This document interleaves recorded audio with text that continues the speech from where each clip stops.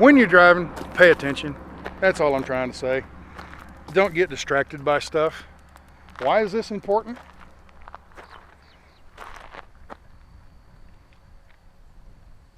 The next video.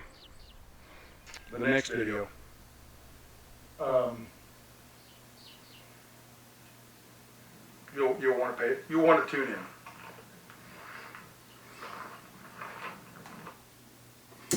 Well, it's the next video. Oh my gosh, where do we go? Where do I start?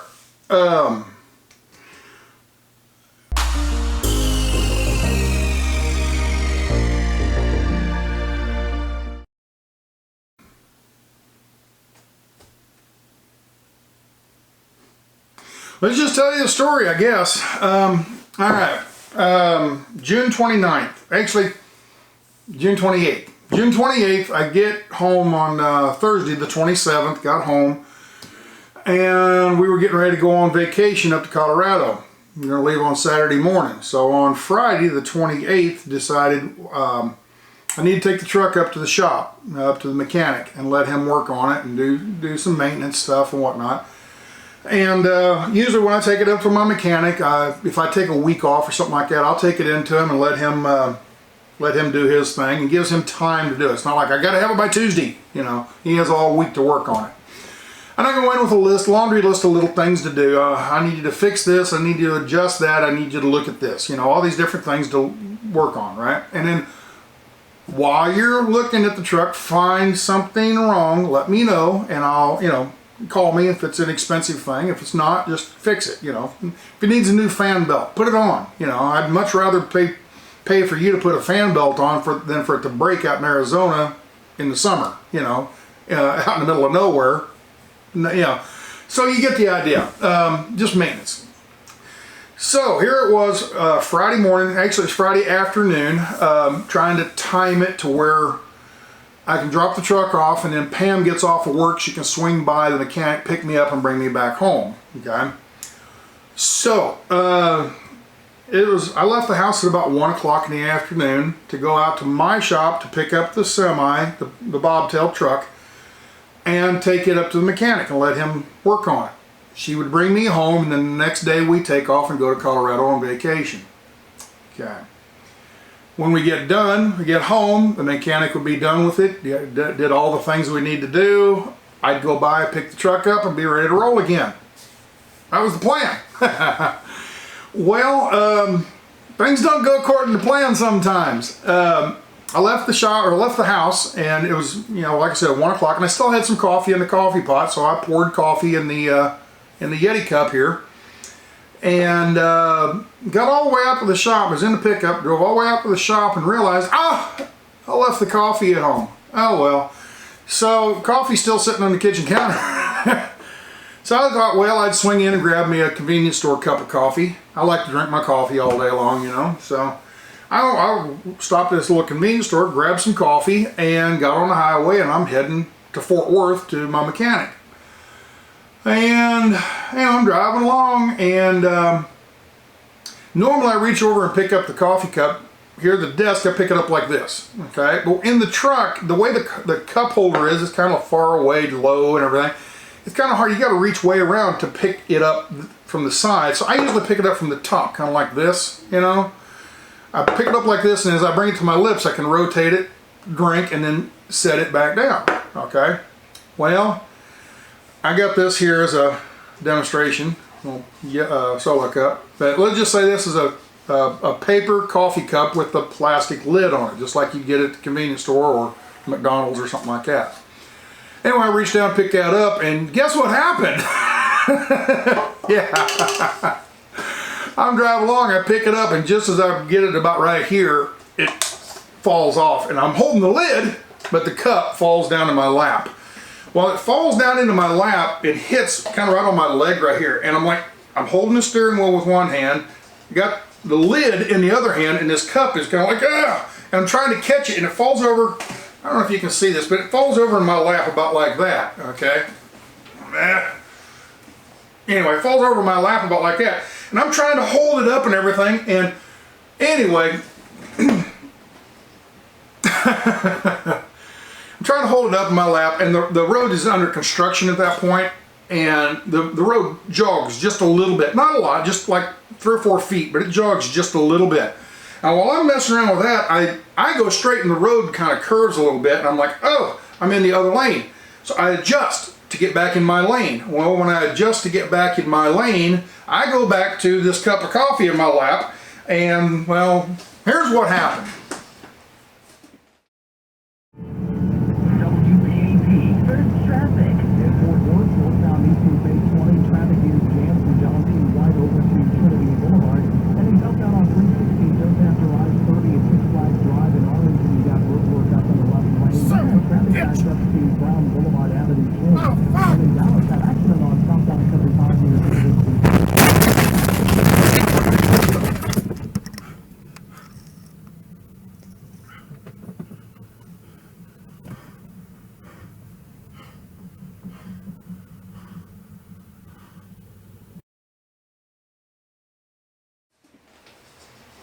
Yeah.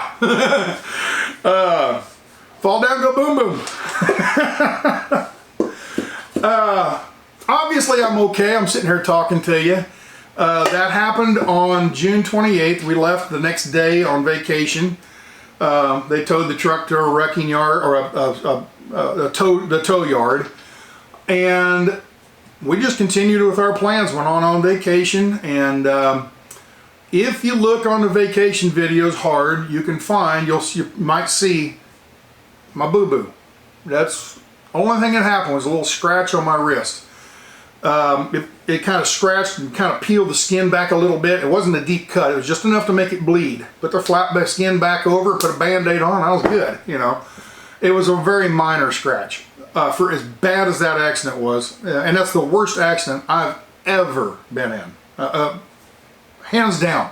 Every little accident I've ever been in, 32 years of driving, 4.8 some odd million miles, always been little fender benders and scuffs and scrapes, you know, things like that.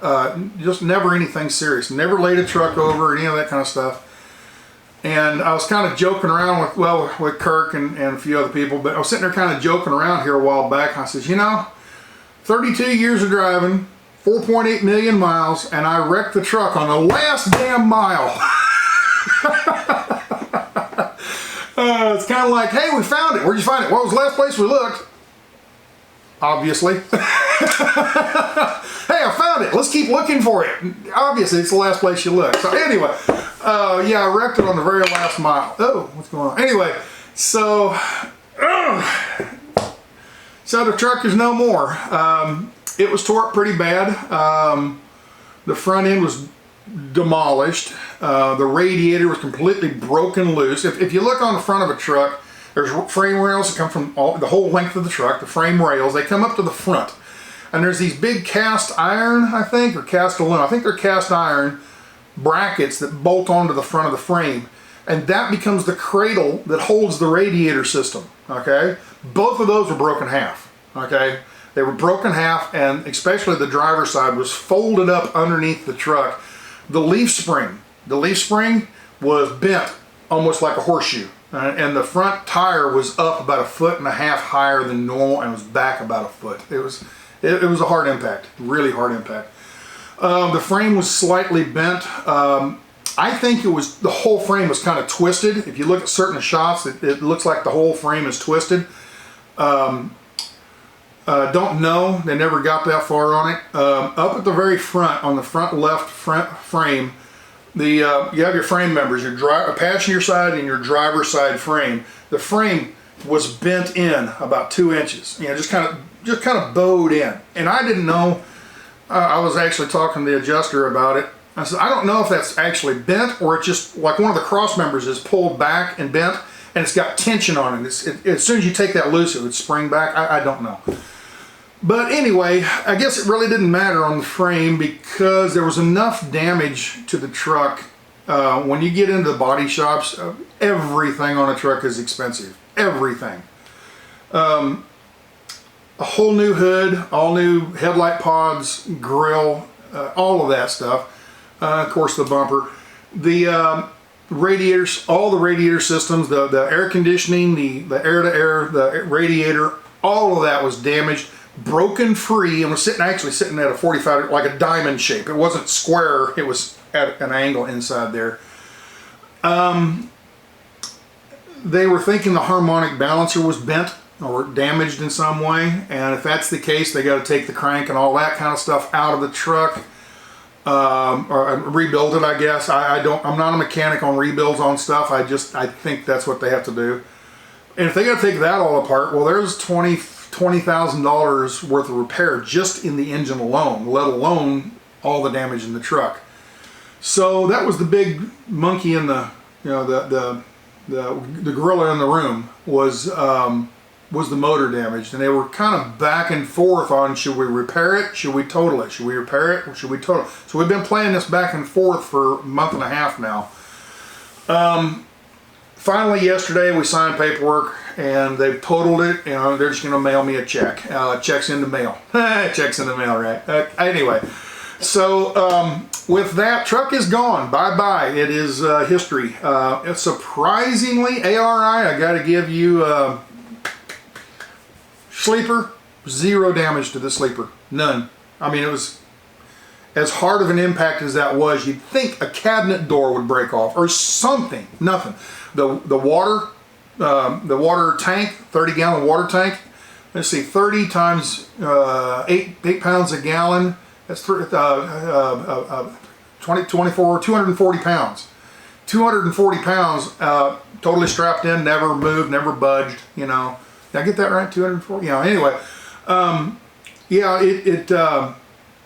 no damage at all in the sleeper at all. All the damage was in the front motor area, grill, and undercarriage of the truck. One I actually did. If you look on the video here, the impact. They're widening the interstate from 2 lanes to 3 lanes, and they got construction all through there. And those jersey barriers, those portable jersey barriers they used during construction, were lined up on the shoulder to protect the bridge support. Okay. Anyway, on the end of that, a lot of times they have a guardrail that goes down and twists and down into the ground or something.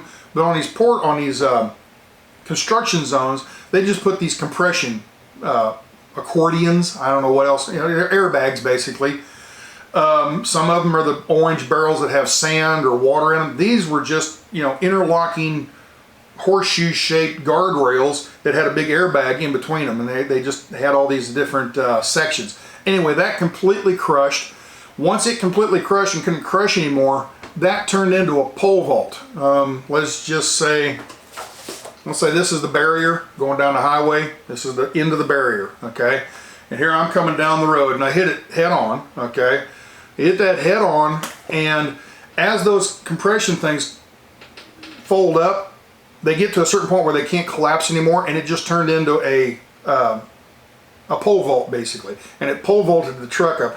Felt like I was going to the moon. I mean, crash and up I go. I mean, it's amazing how everything's in slow motion. You know, they always talk about in a crash or something, things go in slow motion. You know, you're rolling the car and it's slow mo, you know, whatever. It's strange. I guess your brain and your memory goes into hyperlapse or something, and it catches all that. So anyway, I measured it out. It's about 20 foot. The compression is about 20 foot. So I went from 60 mile an hour to almost dead stop in 20 feet. It pulled, you know, launched me into the air, and I came to rest about 30 feet away. So within about 50 feet, from 55, 60 mile an hour, speed limit was 60 through there, and people were passing me, so I wasn't really going that fast, I don't think. But anyway, around 60 mile an hour, from 60 to 0 in about 50 feet. Yeah, that's a jolt. That is a jolt, people. Anyway, like I said, I'm okay. Everything's fine. I had a little back issues the next few days. Went to the chiropractor and popped me back in. It was actually my hip, not my back. I don't know what they call it. Let me look it up here. But anyway, there's your hip. you have your spinal column comes down, and you have your hip blade over here and your hip blade over here, and then your legs come down from that. Well, between the center part and the hip, there's a joint right there. And I don't know what the name of it is, but I'll look it up here. But anyway, that joint got whacked out just a little bit. And we went on vacation, and as the vacation went, by 4 or 5 days later, I was in agony. And I didn't show it on camera and everything, but my hip was hurting bad. I came back, we got back from vacation, and I went to the chiropractor. He popped me in. I went to him twice, 2 different days. They popped me in, and it all got better. I'm feeling fine now. So my hip, popped it back in, and that little scratch on my wrist, that's it. That's all for injuries. Otherwise, I'm good. No, nothing else to report, I guess. Chalk it all up to experience, I guess. I don't know. Anyway, so 4.8 million miles and crashed on the very last lap. Very last mile. It's like going to Daytona 500 and crashing coming out of turn 4 on the very last lap. In the lead! So, anyway. Alright, with that, I think this video is long enough. The next video, plans, what are my plans in the future? What do I do? Do I buy another truck? Do I retire? I don't know. Next video. So, saved it. I couldn't believe it wasn't broke. But yeah, supposedly when you have an accident like that, you take all your personal stuff out, your clothes and your whatever, you know, all your pots and pans and everything you have in the truck, okay? And, but if it's bolted onto the truck, you're not supposed to take it. And, I don't know, things like CBs I think are okay, but you're not supposed to take the TV out. Or, I mean, if it's your TV, fine, but you're not supposed to unbolt things. For instance, on my truck, I'm not supposed to unbolt the generator and take it with me, okay?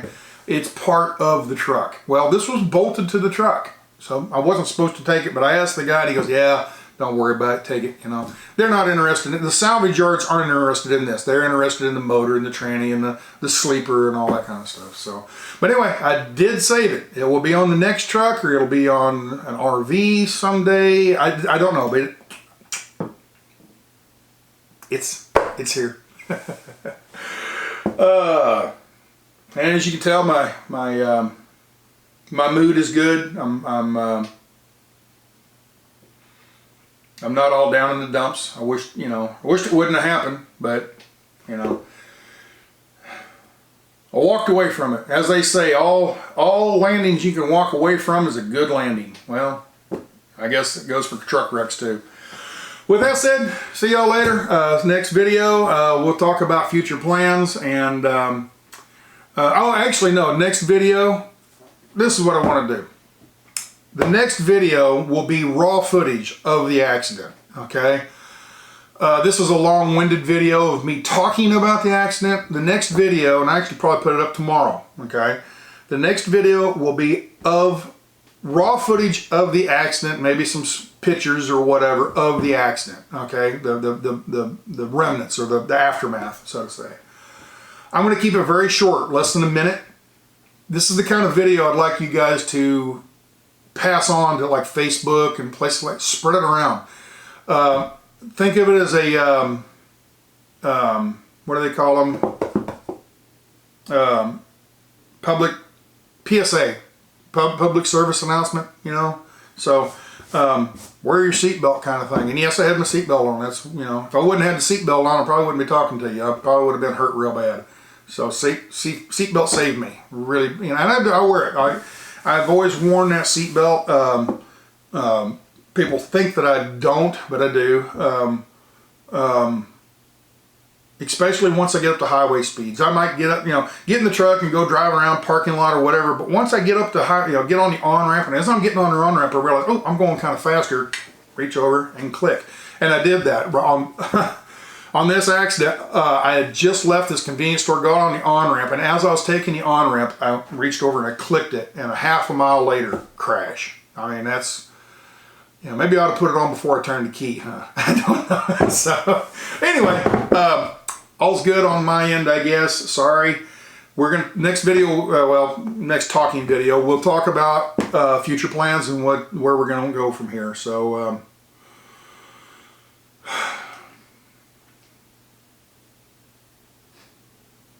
ciao.